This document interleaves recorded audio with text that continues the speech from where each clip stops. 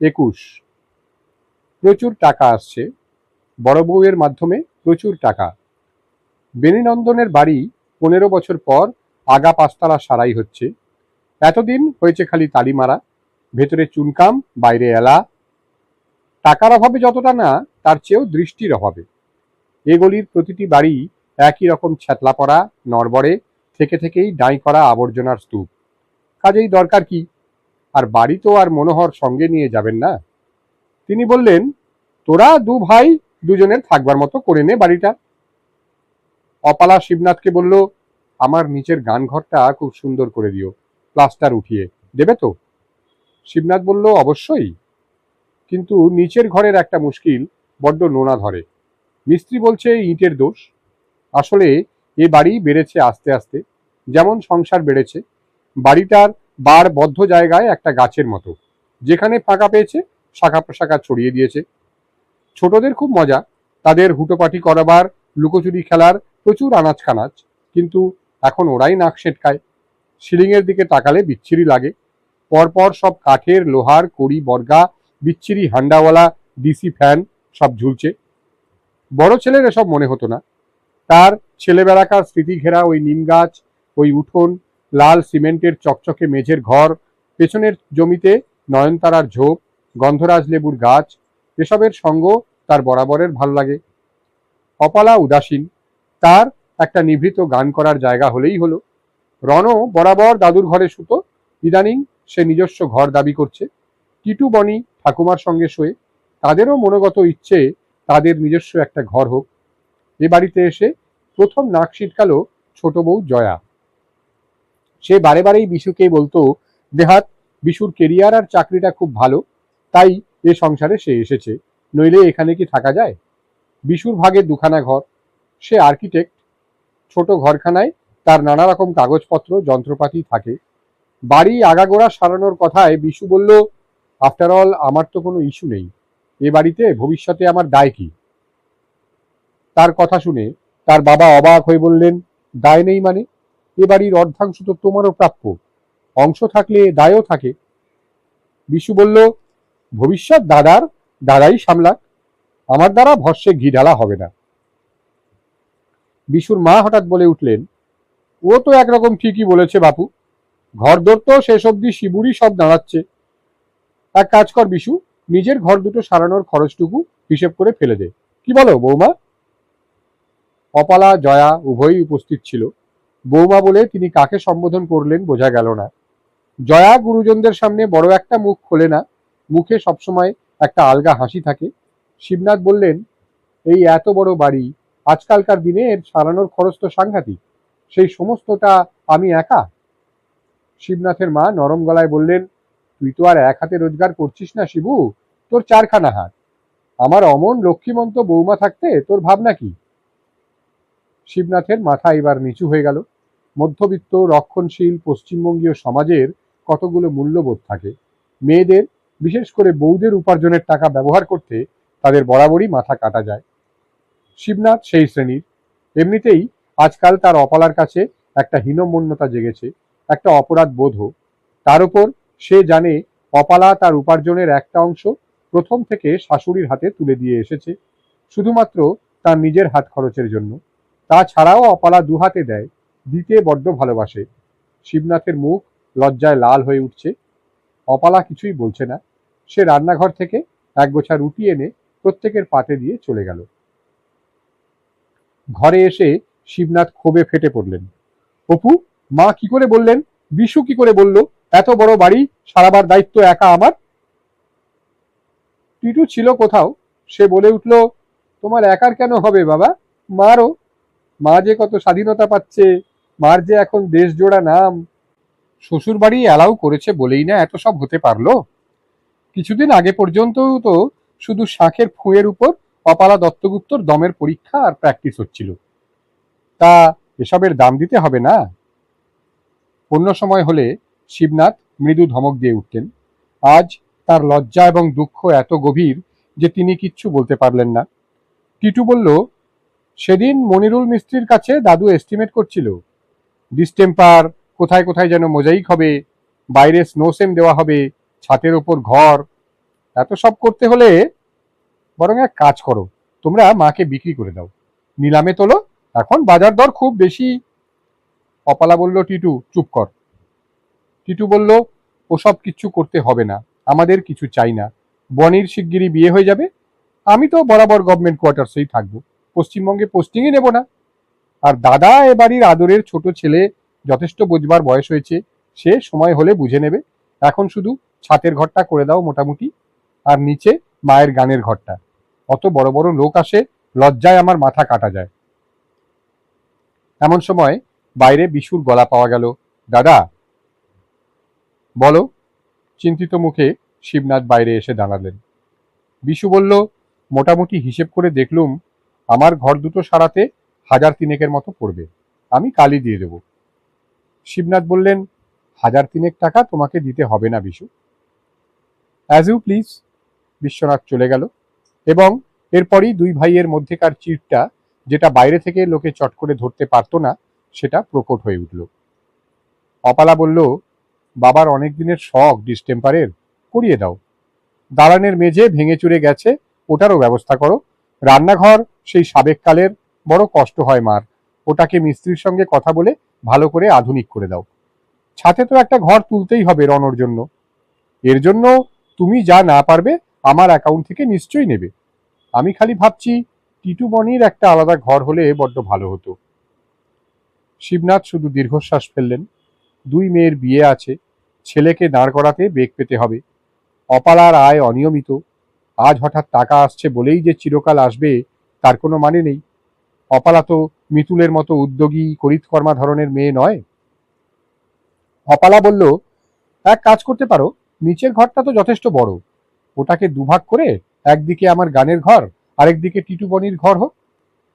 শিবনাথ গম্ভীর মুখে বললেন, তা হয় না অপু, দুটো মেয়েকে আমি প্রাণ গেলেও নিচে নির্বাসিত করতে পারবো না।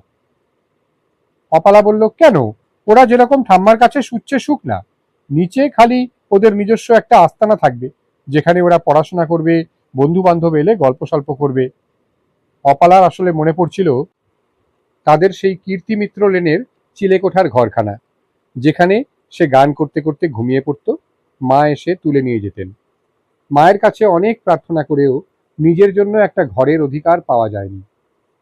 অথচ জেঠু দুখানা ঘর নিয়ে থাকতেন, বড় বড় ঘর, অনায়াসেই তার একটা দাদাকে দিয়ে তাকে চিলেকোঠার ঘরটা দেওয়া যেত।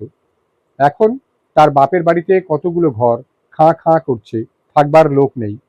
যাদের সে সময় দরকার ছিল তারা পায়নি, ঘাড় গুঁজে কোনো মতে বড় হয়েছে, তাদের সেই নিঃশব্দ অভিমান বোধহয় কীর্তিমিত্রর বাড়ির নির্জনতা আরও বাড়িয়ে দিয়েছে। টিটু বলল, নিচের ঘরটা ছোট হয়ে গেলে তোমার কাছে বেশি লোকজন এসে গেলে তো খুব অসুবিধে হবে মা। বনি বলল, তা কেন, মিতুল মাসির ঘরের মতো একটা পার্টিশন থাকবে, দরকার মতো সেটাকে গুটিয়ে রাখা যাবে। টিটু একটু তিক্ত হেসে বলল, ওহ বনি, মিতুল মাসির মতো? সিনেমা পত্রিকাটার একটা পাতা উল্টে জয়া বলল, একটা ভীষণ মজার জিনিস দেখাবো তোমাকে, আন্দাজ করো তো। বিশু নিজের কাজে মগ্ন ছিল, গেস্ট ফেস আমার আসে না, দেখাতে ইচ্ছে হয় দেখাও। সাম্প্রতিক বাড়ি সারাইয়ের ব্যাপারটা নিয়ে সে একটা বিবেকের দ্বন্দ্বে ভুগছে। অন্যায় করছে বুঝতে পারছে, কিন্তু যে বাড়ির অধিকাংশই তার মা বাবা দাদা বৌদি ও তাদের ছেলে মেয়েরা ব্যবহার করছে, সে বাড়ির সারাইয়ে আধা আধি অংশ দিতে তার হিসেবি মন কিছুতেই রাজি নয়। টেবিলের ওপর একটা পত্রিকার পাতা খুলে রাখলো জয়া, মস্ত একটা ব্লো আপ, একজন নারী আর একজন পুরুষ দৃঢ় আলিঙ্গনে বদ্ধ, চোখ দিয়ে জল পড়ছে, ফোঁটাগুলো শুদ্ধ উঠেছে, তলায় ক্যাপশন, কতদিন পরে এলে। বিস্তৃত বিবরণ, দুই গুরু ভাই ভগিনীর কিভাবে 20 বছর পরে বিখ্যাত কনফারেন্সে হঠাৎ দেখা হয়ে যায়, সেখানে দুজনেই কিভাবে আবেগে অভিভূত হয়ে যান, ইত্যাদি ইত্যাদি। ছবির মধ্যে ফোকাসের বাইরে কিছু কিছু মুখ দেখা যায়, সেখান থেকে শিবনাথকে শনাক্ত করলো জয়া। হেসে কুটিপাটি হয়ে গেল। বিশ্বনাথ সংযত হেসে বলল, দাদাটা বরাবর বড্ড কাপুরুষ, নইলে এটা হয়? বংশের একটা মান ইজ্জত নেই, ছি। জয়া বলল, কেন বাবা, তুমি তো বলতে বৌদির জন্য তুমি গর্ববোধ করো, আশাবরীর গান যখন বাজে তখন নাকি গর্বে তোমার বুক ফুলে ফুলে ওঠে, বৌদি নাকি তোমাদের বাড়িকে আলাদা মর্যাদা দিয়েছে। বিশ্বনাথ অন্যমনস্কভাবে বলল, বাজে কথা বলিনি জয়া। কে চিনত 17-1 বেনিনন্দন স্ট্রিটকে যদি অপালা দত্তগুপ্ত এখানে না থাকতো? আমাদের সবাইকার এখন পরিচয় অপালা দত্তগুপ্তর দেওর, অপালা দত্তগুপ্তর যা। বৌদি কিন্তু খুব সংযত স্বভাবের মেয়ে। এ ছবিটা ঠিক বৌদির চরিত্রের সঙ্গে খাপ খায় না। জয়া বলল, মিতশ্রী ঠাকুরকে দেখেছ? কি পরে আর কি না করে। দিদির ফার্স্ট ফ্রেন্ড তো ওই। বিশ্বনাথ বলল, সঙ্গদোষ বলছো এই বয়সে? তবে মিতশ্রী ঠাকুরটি কিন্তু দারুণ, যাই বলো। জয়া মুখের একটা ভেংচি কাটার মতো ভঙ্গি করে বলল, দারুণ হয়ে যাও না ওর অসংখ্য কৃতদাসগুলোর একটা। বৌদিকে বললেই ব্যবস্থা হয়ে যাবে খন। আমার আর কি, গলায় দড়ি দিয়ে ঝুলে তো আর পড়বো না। বিশ্বনাথ বলল, বাজে বকো না জয়া। সে তার ড্রাফটগুলোর মধ্যে ডুবে গেল। পত্রিকাটা জয়া বনির হাতে দিল। তোর মায়ের ছবি বেরিয়েছে রে, খুব ভালো এসেছে, মাকে দেখা, সবাইকে দেখা। ঘরে এসে ছবিটা খুলেই বনির চক্ষু স্থির হয়ে গেল। সিনেমার পোস্টারের মতো ছবি। তার মা, আর এটা তো সোহম চক্রবর্তী। সে অত্যন্ত অপ্রস্তুত অবস্থায় টিটুকে ডাকলো। টিটু, টিটু, শুনে যা। ছবিটা দেখে টিটু বলল, হ্যাঁ, সোহম মামার সঙ্গে মায়ের বোধহয় 19-20 বছর পর দেখা। মা নিজের চোখকে বিশ্বাস করতে পারছিল না। সোহম মামাই তো দৌড়ে এসে মাকে জড়িয়ে ধরল, অপু অপু করে। আমরা সবাই ছিলাম। বনি বলল, পোস্টটা কিন্তু রোমান্টিক ফিল্মের। টিটু বলল, বনি। তার গলায় রাগের সুর। এই সময় শিবনাথ ঘরে ঢুকলেন। বললেন, কি রে টিটু, বকছিস কেন বনিটাকে? দুজনেরই অপ্রস্তুত অবস্থা। হাতে বইটা দেখে শিবনাথ বললেন, এসব ফিল্ম ম্যাগাজিন আবার কোথা থেকে হস্তগত হলো? বনি বইটাকে লুকোবার চেষ্টা করতে শিবনাথ বললেন, এই দেখি, দেখি কি লুকোচ্ছিস অত? বনি বলল, না। তার মুখ লাল হয়ে গেছে। টিটু ধমক দিয়ে বলল, এই বনি, দে না। শিবনাথ বইটা বনির শিথিল হাত থেকে তুলে নিলেন। ঠিক পাতায় তার আঙুল ছিল। ছবিটা শিবনাথের মুখের উপর দড়াম করে একটা চড় মারল। ঘটনাটা যখন ঘটেছিল তখনও তিনি বিবর্ণ হয়ে গিয়েছিলেন, কিন্তু তিনি যুক্তিনিষ্ঠ মানুষ, নিজেও গান বাজনা বোঝেন, ভালোবাসেন, নিজেকে অনেক কষ্টে সামলে নিয়েছিলেন এই বলে যে এরকম হতেই পারে ঘনিষ্ঠ বন্ধুদের মধ্যে, গুরু ভাই বোনদের মধ্যে। কিন্তু এখন ছবিটা সম্পূর্ণ পূর্ব প্রসঙ্গহীন। ব্লো আপ, অপুর মুখের হাসি, চোখের জল সব স্পষ্ট দেখা যাচ্ছে সোহমের ভারী কাঁধের ওপর। অপুকে এত সুন্দর তিনি কমই দেখেছেন। সোহমের ঝাঁকড়া চুলওয়ালা মাথাটা অপালার পিঠের ওপর, আবেশে চোখ বোজা, পুরো মুখটাই তার চুলে ঢেকে গেছে। সেই দেখা না দেখায় মেশা মুখের মধ্যে শিবনাথ এই মুহূর্তে অনেক কিছু আবিষ্কার করতে থাকলেন। তার দুই মেয়ের রকম সকম দেখে মনে হচ্ছে তারাও লজ্জা পেয়েছে খুব। তিনি প্রাণপণে নিজেকে সংযত করতে লাগলেন। মুখটা একেবারে রক্তহীন হয়ে গেছে। টিটু বলল, বাবা, মায়ের ছবিটা কি সুন্দর এসেছে না? তোমাকেও ব্যাকগ্রাউন্ডে দেখা যাচ্ছে, অথচ আমার ছবিটা আসেনি। আমি তো তোমার পাশেই ছিলুম। শিবনাথ কথা না বলে বইটা বনির হাতে ফিরিয়ে দিয়ে ঘর থেকে বেরিয়ে গেলেন। টিটু বনি দুজনেই বুঝতে পারল বাবার কোথাও লেগেছে। বনির মধ্যে এখন একটা অপরাধী অপরাধী ভাব। টিটু বলল, কি করবি বলতো? বনি বলল, কি হবে টিটু, বাবা কি মাকে খুব বকবে এখন? টিটু বলল, কি করে জানবো, আমি তো এখনো বিয়ে করিনি। তোর মতো গাদা গাদা বয়ফ্রেন্ডও আমার নেই। কোথায় পেলি তুই বইটা? বনি বলল, কাকি দিল। টিটু খুব বুদ্ধিমতী। কাকিমা লাইব্রেরি থেকে যেসব বই আনায় চুপি চুপি আনায়, চুপি চুপি ফেরত দেয়, চেয়ে পাওয়া যায় না। আর এইটের বেলায় নিজে থেকে সেধে এসে দিয়ে গেল। সে দাঁতে দাঁত চেপে বলল, বিচ। কি বললি? বনি জিজ্ঞেস করলো। টিটু বলল, কিছু না। তারপর ছবিটা সন্তর্পণে কেটে নিয়ে বলল, যা এটা ফেরত দিয়ে আয়, বলবি ছবিটা দারুণ সুন্দর এসেছে তাই রেখে দিলাম। বলতে ভুলবি না, মার ছবিটা স্পেশালি দারুণ সুন্দর এসেছে বলবি। রাত 10:30। নিচে একটা গাড়ির শব্দ হলো। অপালা আজ সল্ট লেকে যায়। মিতুলের ড্রাইভার বা কোনো কোনো দিন সোহম তাকে পৌঁছে দিয়ে যায়। আজ খুব সম্ভব সোহম। গাড়ির দরজা বন্ধ করার শব্দ হলো। সোহমের গলা সামান্য একটু শোনা গেল। অপালা বলল, আচ্ছা। টেবিলের ওপর খাবার ঢাকা। শাশুড়ি এসে বসলেন। অপালা বলল, মা, আপনি খেয়ে নিয়েছেন তো? তাই কখনো পারি মা। 10:30 বাজলো, আপনি এরকম না খেয়ে বসে থাকলে মা, আপনার তো বয়স হচ্ছে, আপনারটা আনুন। আনি। আপনি এরকম করলে তো আমাকে মাস্টার মশাইয়ের বাড়ি থেকে খেয়ে আসতে হয়, উনি তো রোজই জোর করেন। তা খেও না বৌমা, তবে ঘরের বউ ঘরে খেলেই আমাদের ভালো লাগে। সে তো আমারও লাগে, তাই তো। অপালা বাড়ির শৃঙ্খলা ভঙ্গ করতে চায় না। বাড়ির বউ অর্ধেক দিন বাইরে থেকে খেয়ে আসছে, এটা তার মূল্যবোধের সঙ্গে খাপ খায় না। তাছাড়াও তাদের মধ্যবিত্ত যৌথ পরিবারের একরকম রান্না, অত্যন্ত সাধারণ। কিন্তু মিতুলের বাড়িতে বাবুর্চি রয়েছে ওস্তাদ। অনবরত মিতুলের বন্ধু বান্ধব, মাস্টারমশাইয়ের পরিচিত জনেরা যাতায়াত করছে। মাস্টারমশাইয়ের রাতের খাওয়া খই দুধ কিংবা চিকেন স্যুপ, আর 2 পিস রুটি হলে হবে কি। প্রায় প্রতিদিনই মিতুলের বাড়িতে স্পেশাল রান্না হয়। সে 3 দিন যায়, একদিন ইমতিয়াজ, 2 দিন সোহমের সঙ্গে রেওয়াজ। সোহমও খেতে চায় না, সেও না। আজও বলেছিল বাবুর্চি, পনিরের মালাই কোফতা করেছি দিদি, আর মাটনের ভিন্ডালু, একটু খেয়ে যান না। অপালার 3টি মুখ মনে পড়ে, রণ, টিটু, বনি। ওরা যখন ওদের রাতের প্রতিদিনের বরাদ্দ সেই এক বেগুন ভাজা কি পটল ভাজা, মাছের কালিয়া খাবে, সেই সময় এই সব চমৎকার নামের খাবারগুলো তার গলা দিয়ে নামবে না। আজকাল সে প্রায়ই ওদের 3জনকে বাইরে খাওয়া দাওয়ার জন্য টাকা কড়ি দেয়, সাবধান করে দেয়, আজে বাজে জায়গায় খাসনি যেন। কিন্তু ওরা কথা শোনে কিনা কে জানে। ছেলে মেয়েদের ফেলে ঠিক এই ধরনের ভোজ খেতে বিবমিশা আসে তার। কিন্তু শাশুড়ি মায়ের এই নিত্যদিনের জেদ, জনপ্রাণী না খেলে হাঁড়ি আগলে বসে থাকা। রণ তো এক একদিন ভীষণ দেরি করে ফেরে। বিশু জয়া কিছু না বলেই বেরিয়ে যায়, ফেরে খাওয়া দাওয়া সেরে, হয়তো রাত 12টায়। তখনও শাশুড়ি হাঁড়ি কোলে করে মুখ শুকিয়ে বসে আছেন। অপালা অনেকদিন ছেলের দেরি দেখে বলে, ঠিক আছে, আমি বসে আছি, আপনি খেয়ে নিন মা। ওরে বাবা, রণজি না এলে গলা দিয়ে আমার খাবার নামবেই না। খেতে খেতে অপালা ঠিক করলো এরপর থেকে সত্যি সত্যি মাস্টারমশাইয়ের বাড়ি থেকে খেয়ে আসবে।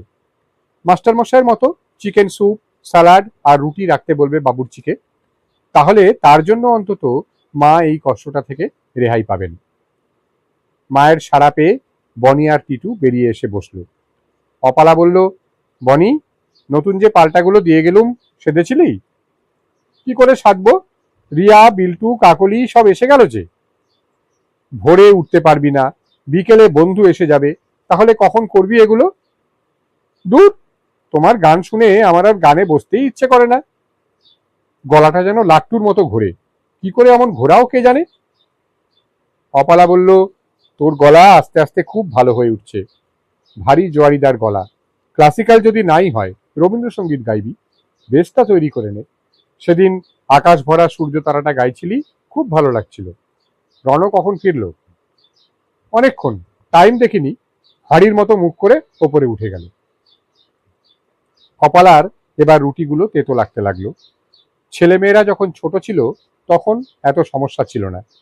তাছাড়া তাকে তো কেউ ছেলে মেয়ের উপর কোনো অধিকারই দেয়নি, ওরা ছিল দাদু ঠাম্মার। এখন প্রত্যেককে নিয়ে সমস্যা।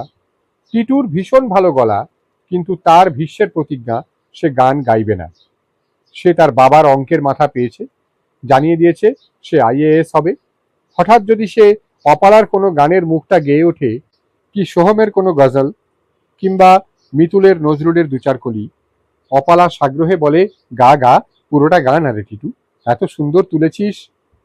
টিটু দুম করে চুপ করে যায়। জোরাজুরি করলে বলে, এর চেয়ে বেশি আমি তুলিনি, জানিই না। গানের প্রতি এই যুগপৎ অনুরাগ বিরাগের ভাবটা বোধহয় ওর মার প্রতিও, কে জানে। আর রণজয় কার ছেলে, রণজয় কে, অপালা জানে না, চেনে না। প্রথম প্রথম তাকে বৌমা ডাকত, তার ঠাম্মাই জোর করে মা বলতে শিখিয়েছিল। কিন্তু মা বলে ডাকতে এখনো যেন রণ কিরকম লজ্জা পায়। ঠাম্মাই ওকে মানুষ করেছেন, কাউকে কোনো রকম শাসন করবার অধিকার দেননি। রণ এবার বিকম পাশ করলো, খুব ভালোভাবে নয়। পড়াশোনা করে কখন যে ভালোভাবে পাশ করবে।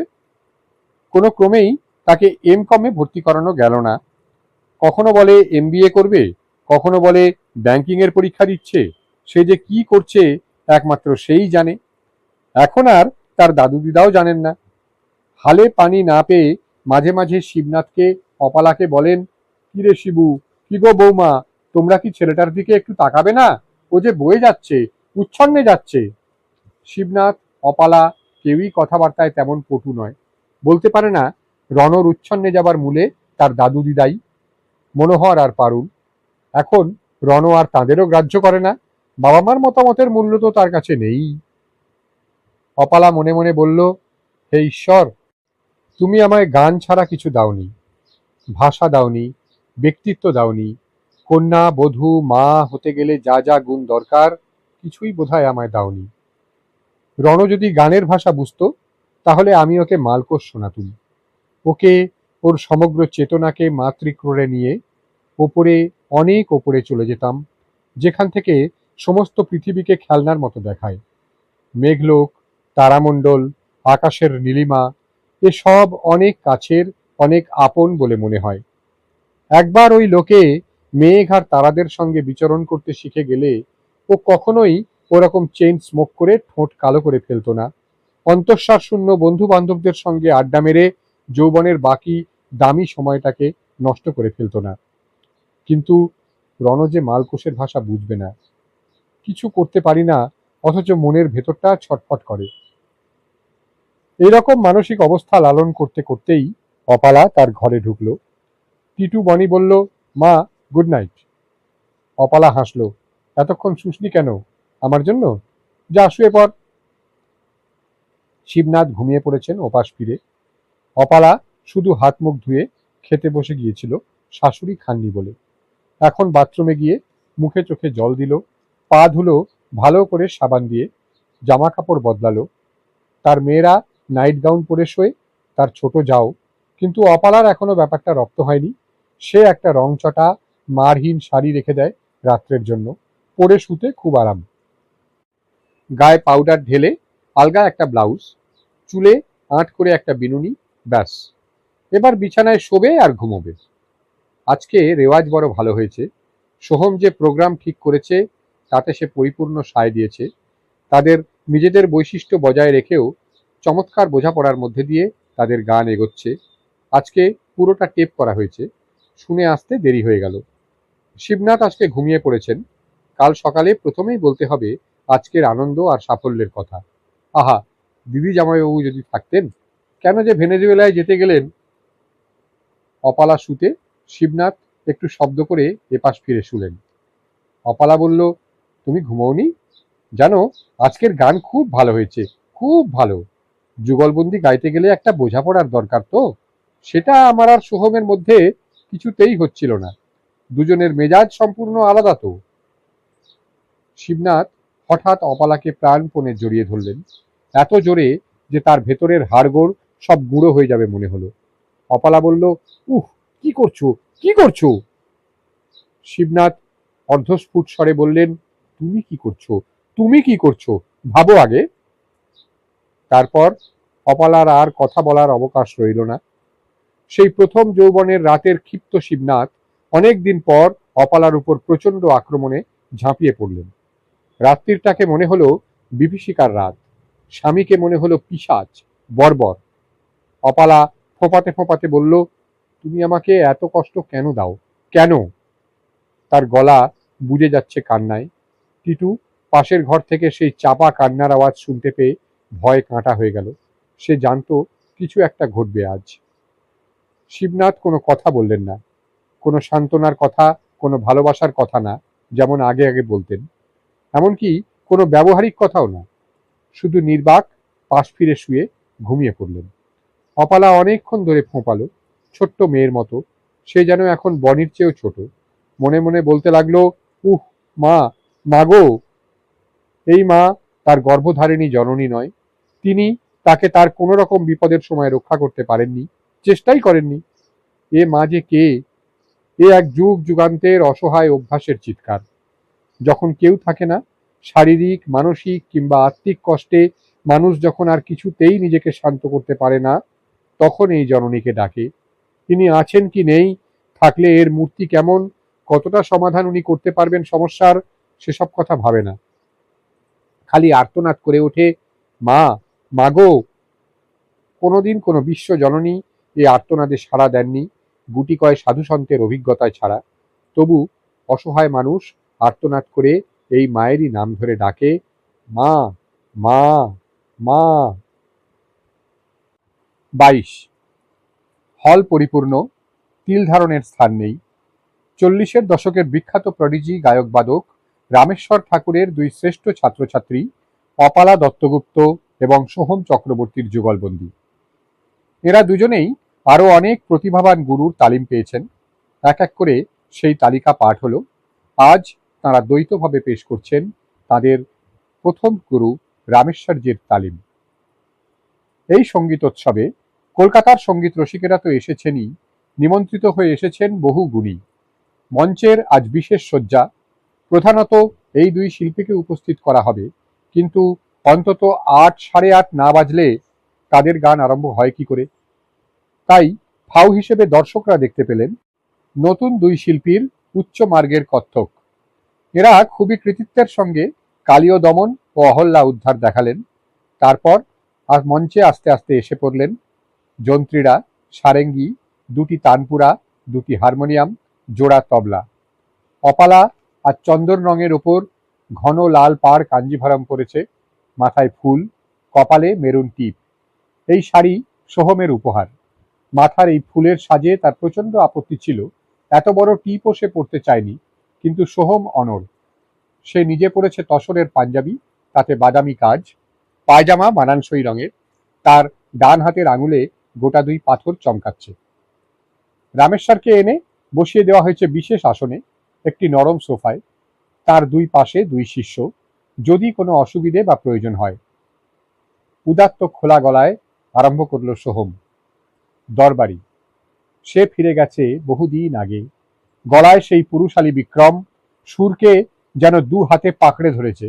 গজলিয়া সোহম নদীর স্রোতের ওপর দিয়ে লহরী মালার মতো ভেসে যায়। খেয়ালিয়া সোহম সমুদ্রের তলদেশে অবতরণ করছে সুরের ডুবুরি। তারপরেই সোনার ঘণ্টার মতো অপালার গলা সুরের মুক্তাগুলি এক এক করে তুলে আনলো।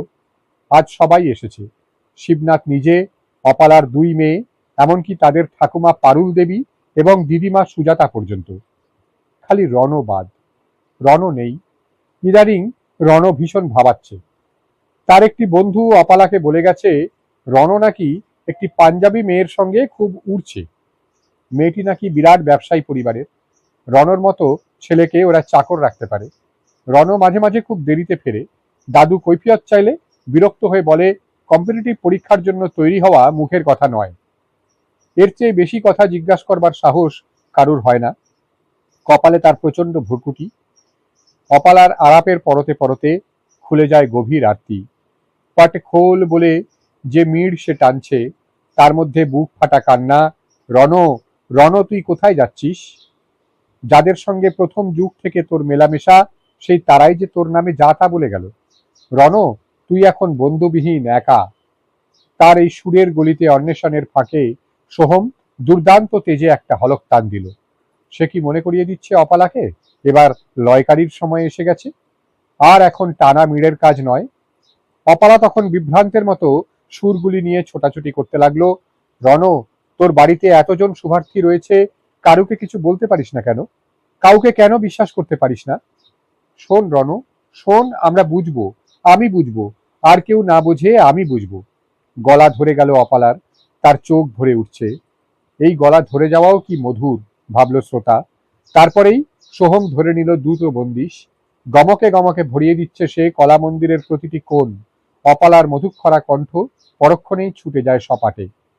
কতকগুলি কুটতানের চক্রে ঘুরে আবার দাঁড়ায় রেখাবে। সোহম এখন গরম হয়ে উঠছে। আবর্তনের পর আবর্তন ঘুরছে তার কণ্ঠে। বিশাল বিশাল তেহাই সোহম যেটা করছে, অপালা ঠিক সেইভাবে আরম্ভ করে সুরগুলিকে সামান্য এদিক ওদিক করে অন্যরকম সৌন্দর্য সৃষ্টি করে যাচ্ছে।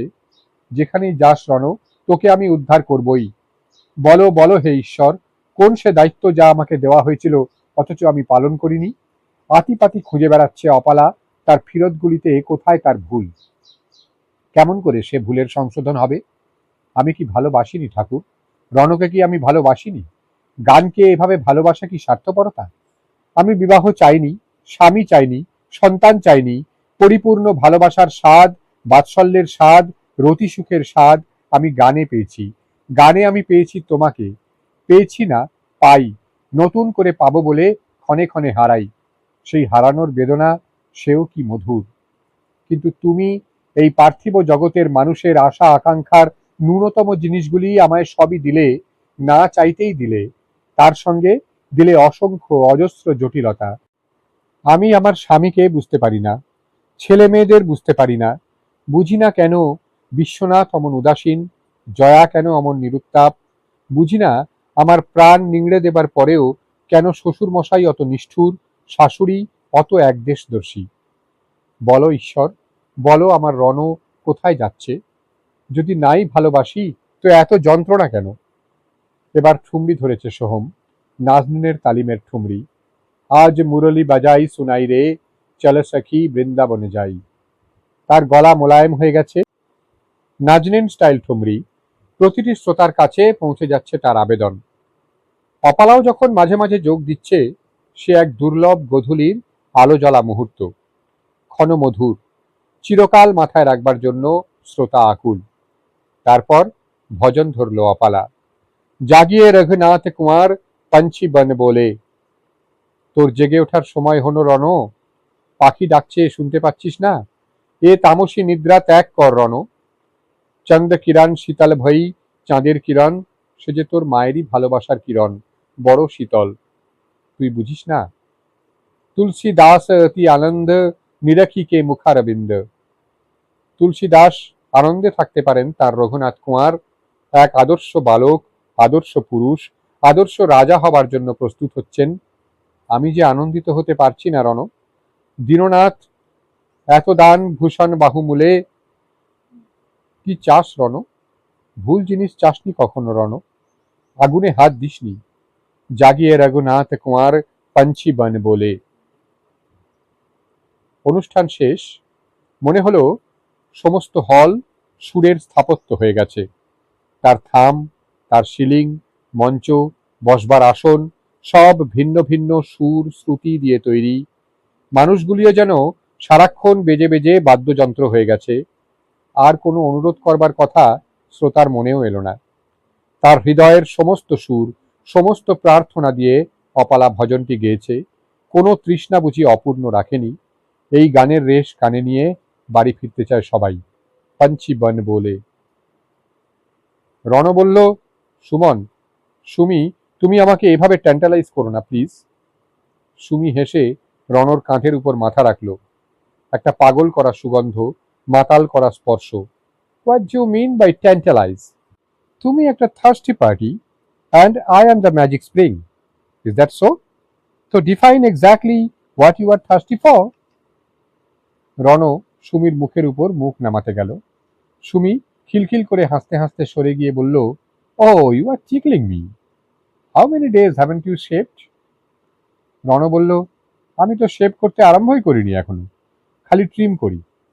Sumi, don't you like it? অনেকেই তো বলে আমায় ভালো দেখায়। সুমি আবার সেই কাচের চুড়ি ভাঙার মতো হাসিতে ফেটে পড়ে। কে বলেছে? Some girlfriend? I bet there's no other girl in your life but me.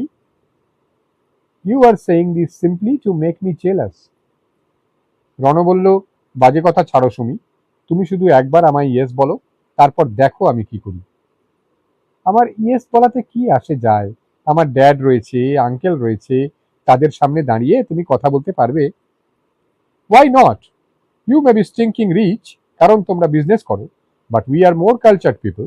আমার বাবা রেসপেক্টেবল গভর্নমেন্ট অফিসার, আমার মা এত বড় সিঙ্গার যে যে কেউ নাম বললে চিনবে। আই নো, কিন্তু তুমি নিজে কি? তুমি কি? তোমার স্ট্যাটাস কি? আরে আমি তো ডাব্লিউবিসিএস করছি, এমবিএ এর ডিপ্লোমা কোর্স করছি, কিছু না কিছু একটা লেগে যাবেই। You can't accept a young man of my age to be a business magnate, can you? Sumi বলল, আমার দাদা, that is my cousin, is one. At the age of 24, our director goes around in an important air-conditioned car. রণ বলল, সে তো তোমাদের বাবা কাকা এরা বিজনেসটাকে এই পর্যন্ত নিয়ে এসেছেন বলে। তোমার কাজিন একটা রেডিমেড কেরিয়ার পেয়েছে। আমার বাবা ওই রকমই চান। তো তুমিও কি তাই চাও? আমায় সিম্পলি বলে দাও তোমার মত কি। এতদিন তো আমায় বুঝতে দিয়েছো আমিই তোমার চয়েস। সুমি আবার রণর কাঁধে মাথা রাখলো। হঠাৎ মুখটা তুলে তার নরম দাড়িওয়ালা গালে একটা সশব্দে চুমু খেলো। বলল, oh Ron, my Ronnie boy, you are so sweet. That's a dear. এইখানেই আমাকে নামিয়ে দাও প্লিজ, লাউডন এসে গেছে। রণ এখন প্রায় কাঁপছে, ভেতরে ভেতরে কাঁদছে, কিন্তু রাগের কান্না ছাড়া অন্য কোনো রকম কান্না তো সে জীবনে কাঁদেনি। সে নিঃশব্দে তার কান্না গিলে নিয়ে বলল, আবার কবে দেখা হবে, কখন? Thursday week, same time, same place. ট্যাক্সির দরজা খুলে সুমন নেমে গেল। রণ ট্যাক্সিটাকে ঘুরিয়ে থিয়েটার রোডের মোড়ে ছেড়ে দিল। তারপর বাকি পথটা হাঁটতে হাঁটতে বাড়ি ফিরতে লাগলো, কারণ আর কোথাও যাবার নেই, কিচ্ছু করবার নেই। তার নিষ্ফল ক্রোধ, কান্না যতক্ষণ না প্রশমিত হচ্ছে, তাকে এভাবেই হেঁটে যেতে হবে, হয়তো পরের সপ্তাহের বৃহস্পতিবার পর্যন্ত। মনের মধ্যে আর কোনো চিন্তা নেই, কথা নেই, শব্দ নেই, শুধু সুমির স্পর্শে, অদ্ভুত নরম ফুলের পাপড়ির মতো ভিজে ভিজে স্পর্শ, অদ্ভুত গন্ধ চুলের, পোশাকের, দেহের। কি করে একটা মেয়ে এত পেলব, এত চিকন, এত সুগন্ধ হতে পারে? রণ জানে না। ওই ভিজে ভিজে স্পর্শ, ওই সৌরভ, কোনোটাই ঈশ্বর দত্ত নয়, সবই নামি দামি কোম্পানির প্রসাধন দ্রব্যের কেরামতি।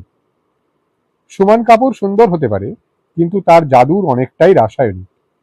তার চুলের ওই গোল গোল গুচ্ছ, যা অনবরতই রণর গালে সুরসুরি দিয়ে তাকে উত্তেজিত করে তোলে, তাও বিউটি সেলুনের কারসাজি। রণ আজ সুমিকে নিয়ে কলা মন্দিরের পাশ দিয়ে বেরিয়ে গেছে।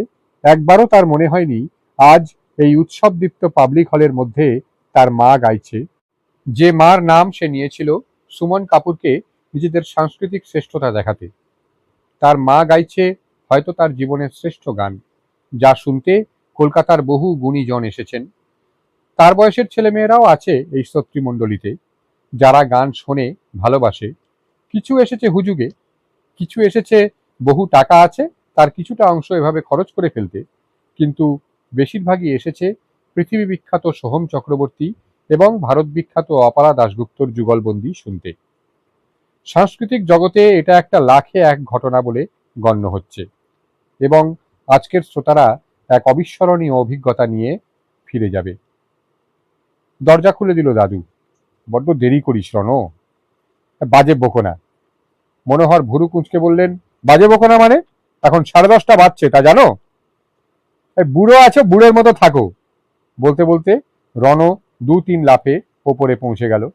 তারপর 3 তলায় নিজের নতুন ঘরে। বাড়িটা কেন আজ এত খালি খালি সে বুঝতে পারল না। সে সম্পূর্ণ বিস্তৃত হয়ে গেছে। আজ সবাই, তার ঠাকুমা দিদিমা পর্যন্ত কলা মন্দিরে। পেছন থেকে দাদু ডাকছেন, খাবার ঢাকা আছে, খেয়ে যাও। টু হেল উইথ ইউর খাবার। রণ ভয়াল মুখ করে ফিরে দাঁড়ালো। সে মুখ দেখে মনোহরের মতো ব্যক্তিও ভয় পেয়ে গেলেন। তেতলার সিঁড়ির ধাপে দাঁড়িয়ে তিনি শুনতে পেলেন রণ অশ্রাব্য গালাগাল দিচ্ছে, son of a bitch, bloody bastard. Manohar ভয়ে বিস্ময়ে প্রায় স্থাণু হয়ে ভাবতে লাগলেন, এগুলো রণ কাকে বলছে? তাকেই নাকি? ওপরে কি একটা ছুঁড়ে ফেলার শব্দ হলো, ভারী কিছু। তারপর সব চুপ। মনোহর প্রথমে নিজের ঘরে ঢুকে গেলেন, কিন্তু ভীষণ উৎকণ্ঠা হচ্ছে। কি পড়ল ওপরে? ছোট ছেলের ঘর থেকে মৃদু স্বরে কথাবার্তার আওয়াজ আসছে। বাইরে গিয়ে দাঁড়ালেন। 700 টাকা square feet too much, Bishu বলছে। আহা, তোমার যেন নেই, কতটুকুই বা স্পেস লাগবে দুজনের?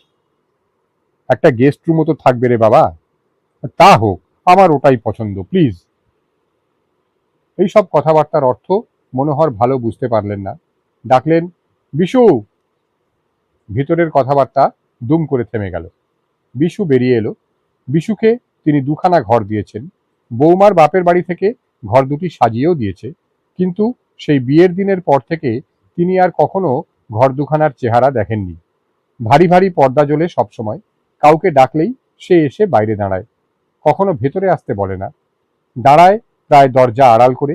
বিশুর শ্বশুর বাড়ি থেকে যখন গাড়ি বোঝাই লোক আসে, তার স্ত্রী পারুল খুব হাসি খুশি মুখ নিয়ে বলেন, ছোট বৌমা, ক কাপ চা হবে? চা না কফি? জয়া দরজার দুপাশে হাত রেখে দাঁড়িয়ে বলে, আপনি ভাববেন না মা, কিচ্ছু করতে হবে না, ও দোকান যাবে, কিছু কিনে নিয়ে আসবেক্ষণ। তা আনুক না, চা কফিও কি কিনে আনবে নাকি? চাপা গলায় বলেন পারুল। আচ্ছা করুন চা। বলতে বলতে জয়া ঘরের ভেতর থেকে একটি সুদৃশ্য কৌটো এনে একটি কাগজে মাপ করে চা ঢেলে দেয়, বলে 3 মিনিটের বেশি ভেজাবেন না। বিশু বেরিয়ে এসে বলে, কি বলছো বাবা? রনও কিরকম একটা বিচ্ছিরি মেজাজ নিয়ে ফিরল। খেলো না, উপরের ঘরে কি একটা ভারী জিনিস পড়বার শব্দ হলো, একটু দেখবি? বিশু বলল, যথেষ্ট বয়স হয়েছে, গোঁফদাড়ি গজিয়ে গেছে, এখন আর বাবা বাছা করার দিন নেই। আদর দিয়ে মাথায় তুলেছ, এখন চোটপাট করলে সহ্য করো, আমাকে এর মধ্যে টানছো কেন? কিন্তু বিশ্রী একটা শব্দ হলো। বিশু একবার যদি বিশু কাঁধটা একবার নাচালো, তারপর ওপরের সিঁড়ি দিয়ে উঠতে লাগলো। তেতলার ঘরটা ভালোই বানিয়েছে। অপালা দত্তগুপ্তকে যতটা ভালো মানুষ মনে হয় ততটা বোধহয় নয়। নিজের ছেলের ঘরটা বেশ ভালোই সাজিয়ে দিয়েছে। ছোট ঘর, কিন্তু মেঝেতে মোজাইক, দেওয়ালে প্লাস্টিক পেইন্ট, নতুন বক্স খাট, মাল্টিপারপাস ক্যাবিনেট একটা। রণ বাইরের জামা কাপড় জুতো সব শুদ্ধ শুয়ে আছে। দরজার দিকে তার পা, জুতোর তলা দুটোই সবচেয়ে ভালো করে দেখতে পেল বিশ্বনাথ। কড়া স্বরে জিজ্ঞেস করলো, রণ, কি পড়লো ঘরে? নিচ থেকে আওয়াজ পেলুম। দেখতেই তো পাচ্ছ। না, পাচ্ছি না। জলের কুঁজো। এতক্ষণে বিশ্বনাথ দেখতে পেল ঘরময় নদী বইছে, টুকরো টুকরো হয়ে পড়ে আছে মাটির কুঁজো, তার উপর ঢাকা দেওয়া কাঁচের গ্লাসটা শুদ্ধ টুকরো টুকরো হয়ে গেছে। কি করে হলো? হয়েছে, এগুলো পরিষ্কার না করলে তো রাত্রে পা স্লিপ করবে, নিজেই আছাড় খাবে, পা কাটবে। খাবো, nobody has to bother about me and my affairs. শুয়ে শুয়েই জবাব দিল রণ। চটির শব্দ তুলে নিচে নেমে এলো বিশ্বনাথ। মনোহর সামনেই দাঁড়িয়েছিলেন। বলল, ও একটা বকে যাওয়া অসভ্য ছেলে, কার সঙ্গে কিভাবে কথা বলতে হয় জানে না, ওর কাছে আমাকে আর কোনোদিন পাঠাবে না। নিজের ঘরের দরজা বন্ধ করে দিল বিশু। সে যে নিজেও বেশ ভদ্রলোক হয়ে গেছে, বাবার মুখের উপর শব্দ করে দরজা বন্ধ করে দেওয়াটা যে তার পক্ষেও খুব একটা সভ্যতা নয়, সেটা তার মাথায় এলো না। এবার মনোহর আর সারা শব্দ করলেন না। খালি আরো মিনিট 45 পরে যখন কলা মন্দির থেকে বাড়ির সবাই ফিরে এলো, তখন তাদের এতক্ষণ ধরে একটু একটু করে গড়ে ওঠা সুরেলা মেজাজ, অপার্থিব শান্তির আমেজ ভেঙে টুকরো টুকরো হয়ে গেল। অপালা বলল, আমি একবার যাই, দেখে আসি। বনি বলল, মা মা, তুমি প্লিজ যেও না, দাদা তোমায় দু চক্ষে দেখতে পারে না। শিবনাথ বললেন, আমি যাচ্ছি। ওপরে গিয়ে দেখলেন দরজা বন্ধ, দরজার ফাঁক দিয়ে জল পড়ছে। রণ, রণ!